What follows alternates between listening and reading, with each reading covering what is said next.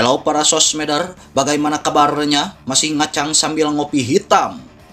Bagi kalian yang mau request film, silahkan komen. Film sekali ini berlatar tahun 1660-an, dikala itu benua Eropa dilanda wabah penyakit sampai ratusan ribu orang meninggal. Namun anehnya, kebanyakan masyarakat berasumsi bahwa penyakit tersebut ulah dari seorang penyihir, sehingga masyarakat menyiksa dan memfitnah orang yang dituduh sebagai penyihir dari asumsi liar mereka. Tanpa basa-basi basu baskom, sediakan minuman dan kacang berbulu. Ngeunah!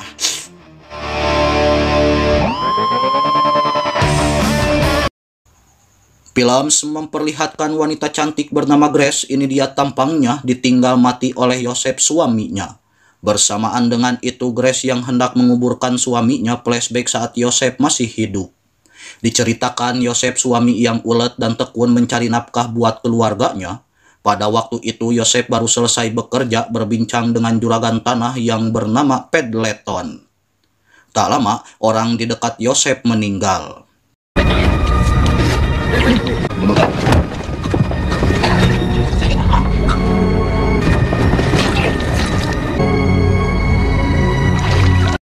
Yosef yang ada di rumah melihat tubuhnya borok dan takut terkena penyakit dari orang yang tadi siang tiba-tiba meninggal. Grace yang mendengar Yosef sakit, ia pergi untuk mencari obat-obatan dari tumbuhan.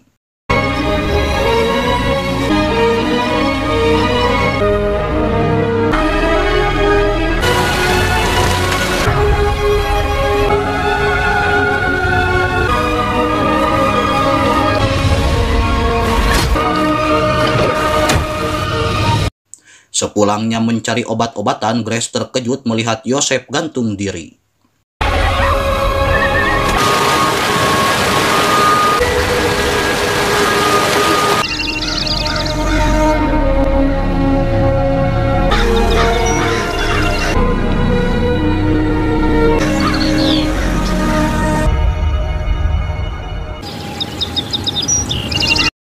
Esoknya juragan bersama Edwin asistennya ada di rumah Grace sambil mengucapkan turut berduka dan meminta uang sewa rumah kepada Grace. Grace yang tidak punya uang menyuruh juragan datang lain waktu. Malam harinya Grace sedih meratapi kehidupannya yang sekarang, lalu dia flashback ketika bercinta dengan Yosef. Ngeunah!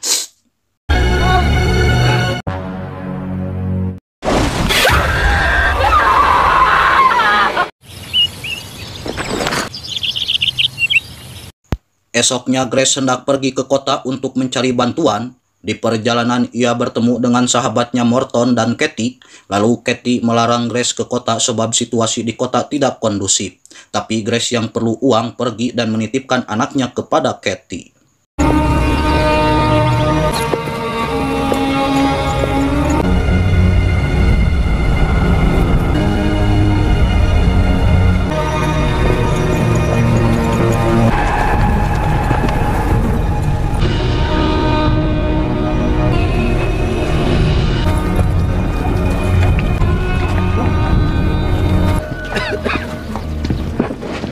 Saat di kota, Grace minta bantuan pada Ben sekaligus bosnya Yosef waktu itu, namun Ben tidak bisa membantunya. Sebelum pulang, Grace bertanya apa yang terjadi pada Yosef waktu itu. Ben cerita jika Yosef meminum bir dekat orang sakit saat berbincang dengan juragan tanah. Sampai Grace beranggapan minuman Yosef ditukar oleh si juragan tanah.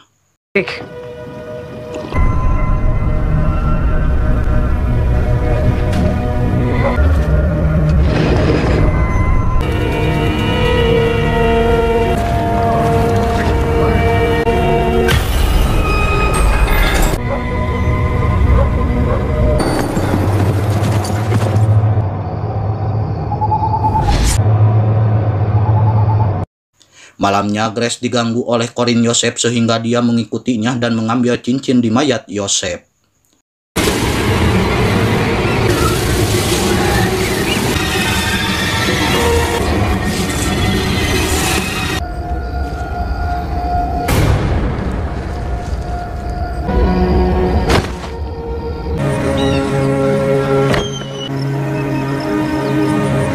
Paginya terlihat Grace memberikan 2 cincin untuk membayar sewa rumah. Juragan yang sudah nafsu birahi yang tidak kewadahan hendak memperkaos Grace.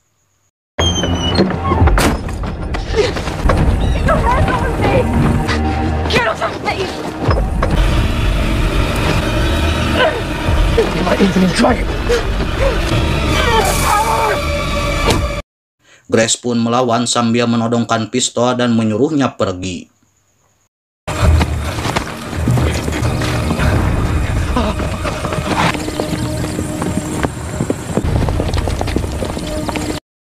Setelah itu Grace flashback ketika menceritakan masa kecilnya pada Joseph yang ditinggal tewas oleh ibunya karena ibunya dituduh penyihir oleh masyarakat sampai ia disuruh mengaku dan akhirnya dibakar hidup-hidup oleh Tuan Johnson Morkop si pencari penyihir.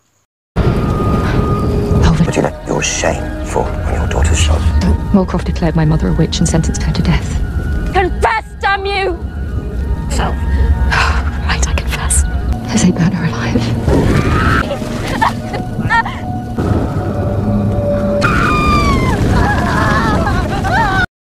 Di sisi lain, Juragan Tanah dan orang-orang yang ada di tempat Ben mulai berasumsi bahwa Grace seorang penyihir hingga mereka membuat rencana untuk menangkap Grace. then I reckon you're fucked, mate. Grace Haverstock's a witch.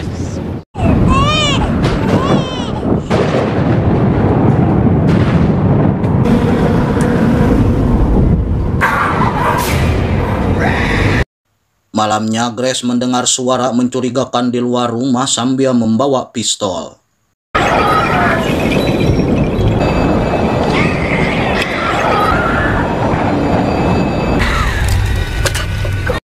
Grace pun kaget melihat orang memakai topeng gagak sambil menuduhnya penyihir. Tiba-tiba, She's a feisty one, isn't she? A red witch.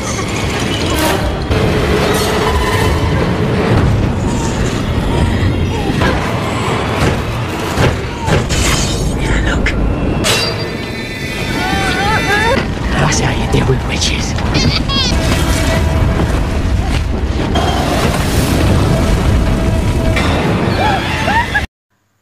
Grace tertangkap oleh Morton dan membawanya pada Juragan Tanah.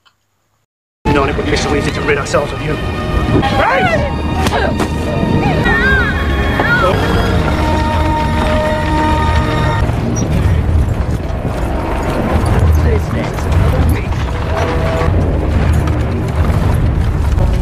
Got another witch for you. A witch. Setelah itu, Grace yang dibawa ke dalam penjara melihat beberapa orang yang sama nasibnya seperti dia. Who is the devil? For the harvest is the close of the age. Malam semakin poek, Grace bermimpi bertemu Joseph dan ibunya.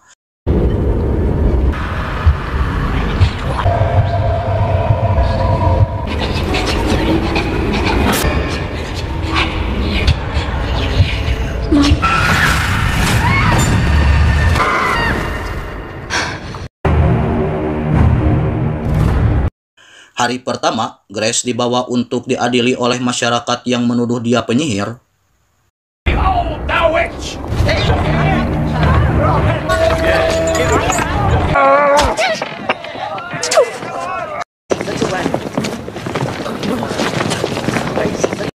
Setelah itu, si Juragan datang minta Grace mengakui dia seorang penyihir. Jika tidak, si Juragan akan melaporkannya pada Tuan Johnson Morkop. Grace yang masih teguh dengan kebenaran, dia tidak mau berbohong. Berganti pada Tuan John Morkop minta dihidangkan makanan pada Ben. Lalu seseorang yang istrinya tewas dibakar oleh John hendak menuntut balas. Akan tetapi Ursula, asisten John, ialah istri si pria tersebut, melarangnya untuk balas dendam.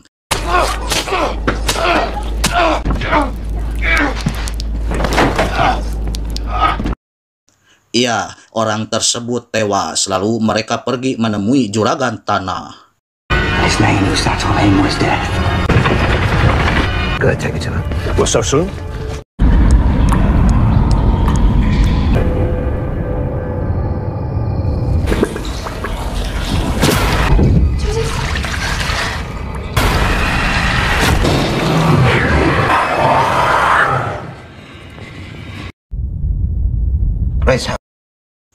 Hari kedua, Grace dihadapkan pada John Morkop sekaligus hakim bagi para penyihir sambil membacakan dakwaan Grace dan menyuruhnya untuk mengaku. Akan tetapi, Grace menolaknya. Lalu John menyuruh Suster Agatha memeriksa Grace.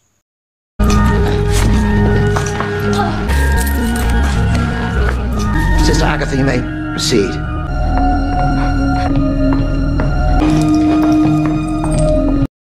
Tak lama Agatha melihat memar di pundak Grace sehingga John makin yakin jika Grace bersekutu dengan iblis. Does his bite sting? The devil's mark! Setelah itu John dan Juragan Tanah berbincang perihal wabah penyakit yang menimpa London beberapa hari ini. Namun John meyakini jika semua penyakit yang menimpa orang-orang disebabkan oleh penyihir. It's as if the day of judgment you will have your confession. I guarantee it. And from you, I'll take that as a compliment. I just hope we didn't bring you here for nothing.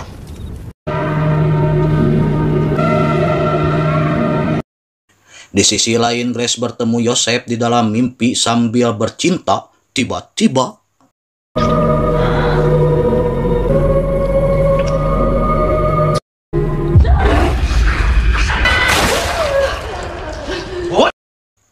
Grace terkejut merasakan bekas cakaran iblis di dalam mimpi sampai dia pun berdoa, A'udzubillahi minasyaitonirrajim. Aku berlindung kepada Allah dari godaan setan yang terkutuk. You played or what? Tak lama, Edwin memberitahu Grace jika anaknya aman-aman saja. Make sure you eat. Daughter's in the keeping of the squire.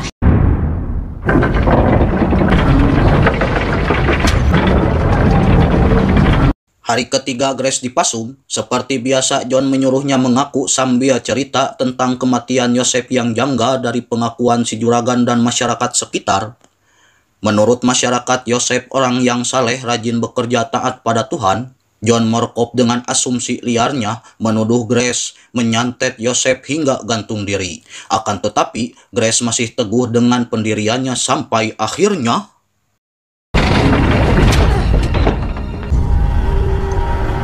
Repent your sins.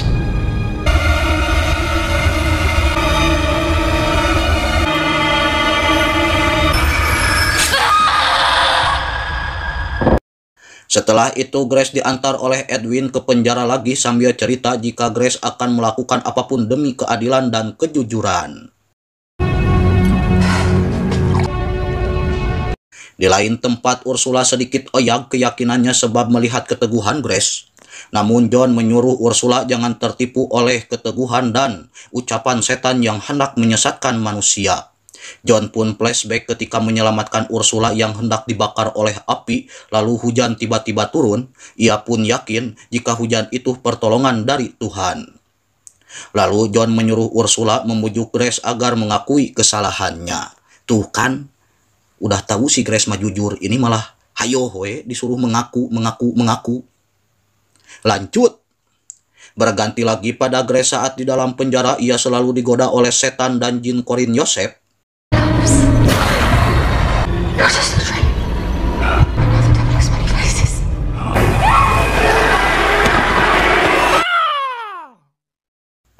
Sebelum lanjut ke alur ceritanya lagi, jangan lupa like, comment, share, subrek, dan aktifkan loncengnya. Dan saya minta pada para sosmedari yang terhormat, saat nonton kalau bisa jangan di skip ya. Lumayan nambah-nambah waktu tonton dan nambah cuan sikit buat beli amunisi saat pendabingan nanti malam. Dan channel Ningga Film tidak ada apa-apanya kalau tidak ada kalian. Lanjut.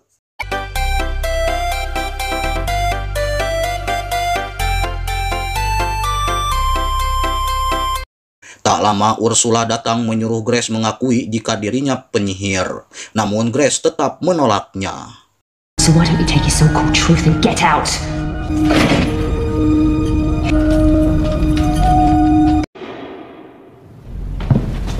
Hari keempat, John memohon meminta Grace untuk mengakui jika dirinya seorang penyihir.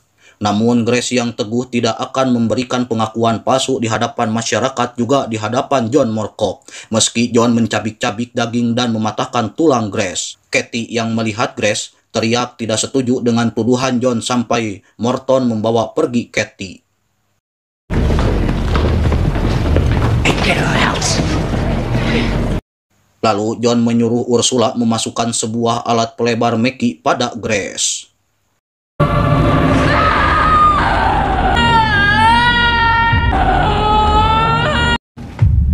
Therefore, I sentence everything in my power to guide your. Setelah itu, John yang tidak bisa menggoyahkan keteguhan Grace, dia mengancam akan membakar Grace dan anaknya. Sontak, Grace menangis mendengar anaknya juga akan dibakar. Ya, nggak nangis gimana atuh? Anak yang masih suci mau dibakar. Edan pan si John Moorcock. Berganti pada Katie sedang cekcok dengan Morton perihal tuduhan palsu masyarakat pada Grace sampai mereka berkelahi. Tiba-tiba,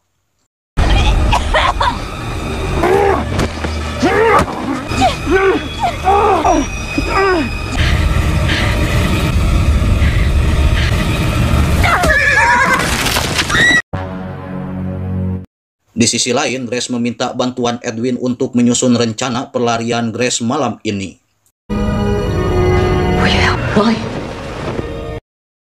Lalu penjaga memberitahu John jika Grace ingin memberikan pengakuan di hadapannya. Yourself up. Pull that. Very well. If you still want your confession, never forget that I love you. Terlihat Grace sedang memeluk anaknya di hadapan John Moorcock. Setelah itu, ia berbincang dengan John. I love you, Abby. I love you. There, my sweet child.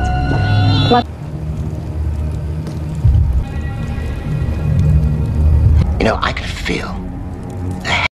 Bersamaan dengan itu, Edwin membawa pergi anaknya Grace meski ada sedikit halangan.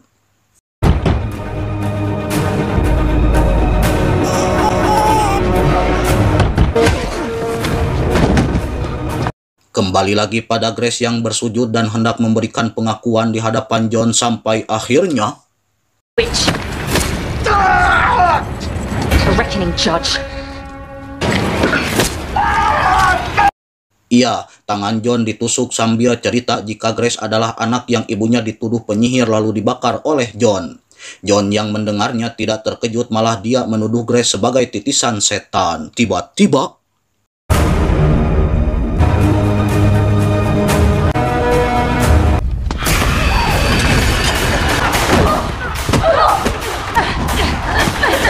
iya, Ursula menyerang Grace, namun Grace melawan hingga Ursula terbakar. Radom.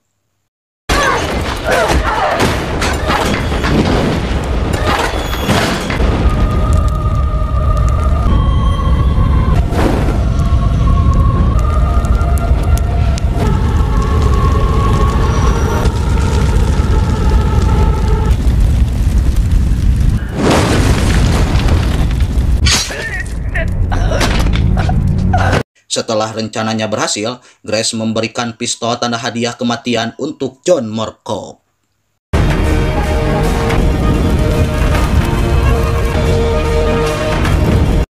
Ketika di luar, Grace menyuruh Edwin pergi duluan dan dia masuk lagi ke dalam. You must go.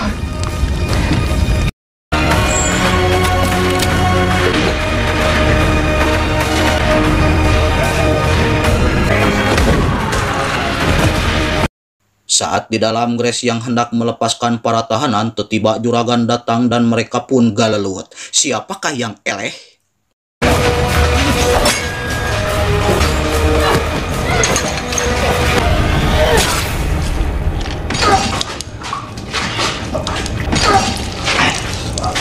You're a good woman.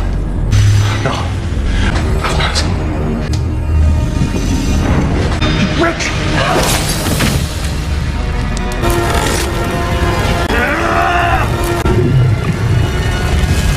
May God have mercy on my soul.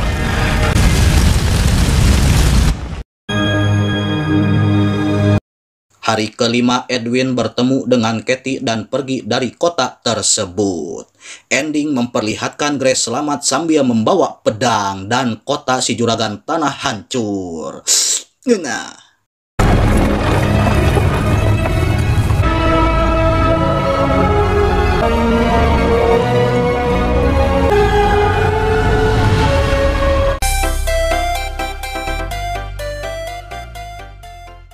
Terima kasih para sosmedari yang sudah menyaksikan alur cerita kali ini.